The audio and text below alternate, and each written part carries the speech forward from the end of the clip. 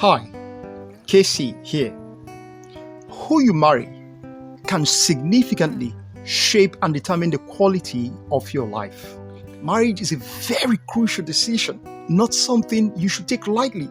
Your approach will determine your results. Individuals who are often rash and careless in making this decision often regret it. They jump in and they jump out. And so you must be very deliberate. You must be conscious and you must be prudent. There are 6 places where you can find a future partner. But before we go into those places, I want to leave you with some very important pieces of advice. Number 1, don't allow yourself feel pressured into getting married if your heart is not in it. Do not allow your parents, your age, your friends, family members, societal pressure, fear of missing out, etc., be the reason why you make a rash decision. Because at the end of the day, if you make a wrong choice, you alone will bear the consequences of your folly. Number 2, if there's someone already in your life you're considering, please, I need you to ask yourself this very important question. Is this individual the kind of person I am willing to spend the rest of my life with?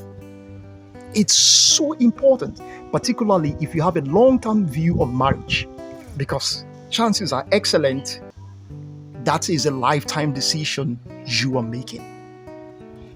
Number 3, look for someone with potential, not a finished product. Everyone is a work in progress. No one is perfect, you inclusive.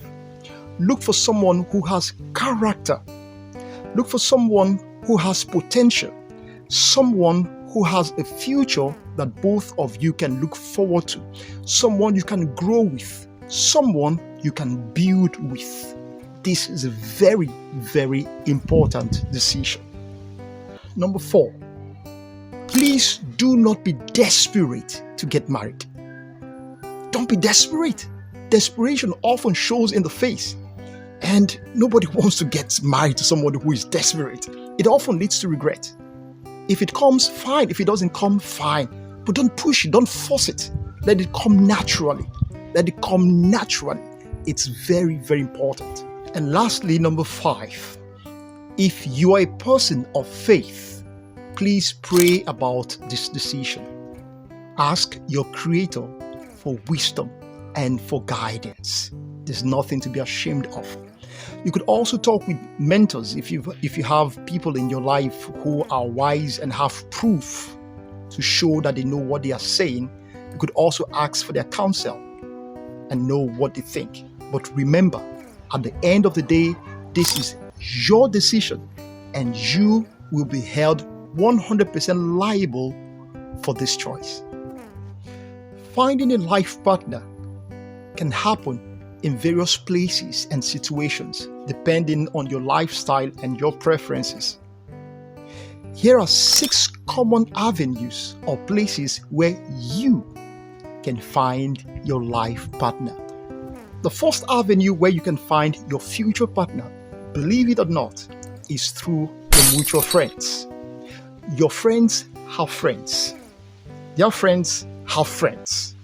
And through networking, through friends and acquaintances, you might get to meet your future partner.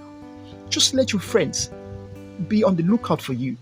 These are the kinds of qualities I am looking for in a future partner, and you will be surprised. They may know someone who meets exactly those requirements. I introduced me to my wife. Okay. Yes. That's the real story. Exclusive. Exclusive.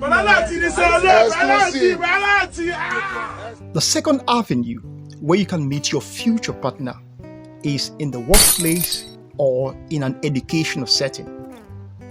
Colleagues, classmates, or people you know in a professional setting can develop relationships like that, can develop into something meaningful. In fact, I have a confession. That was how I got married. I and my wife were classmates at the University of Ibadan. That was where our relationship started. And today, we have been happily married for 21 years. The third avenue where you can meet your future partner is in social circles.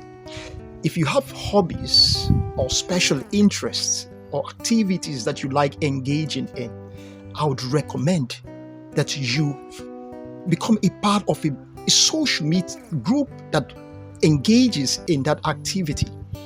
It could help you find a potential spouse. Get involved. Don't be inhibited. Mix with people.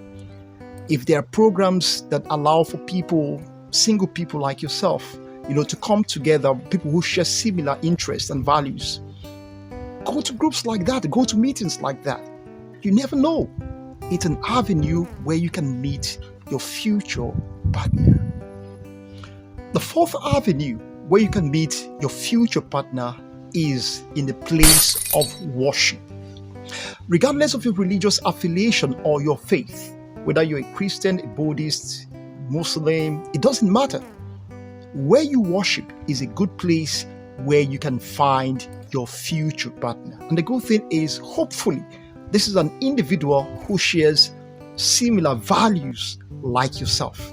And this is a very, very good background and base on which to form a union, particularly a marriage. The fifth avenue where you can meet your future partner is through online dating platforms. There are websites and apps that are geared towards single people looking for love. And this is usually good if it targets people of similar values, interests, and preferences. But however, I would warn, you really need to be careful because there are so many fraudsters posing as serious candidates for love. Be very careful. Be very careful. The sixth avenue where you can find your future partner is through social media.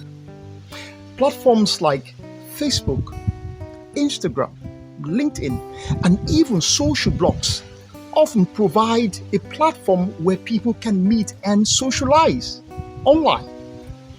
This, however, will require you to be interactive on these platforms. You need to comment, you need to share your views and your opinions.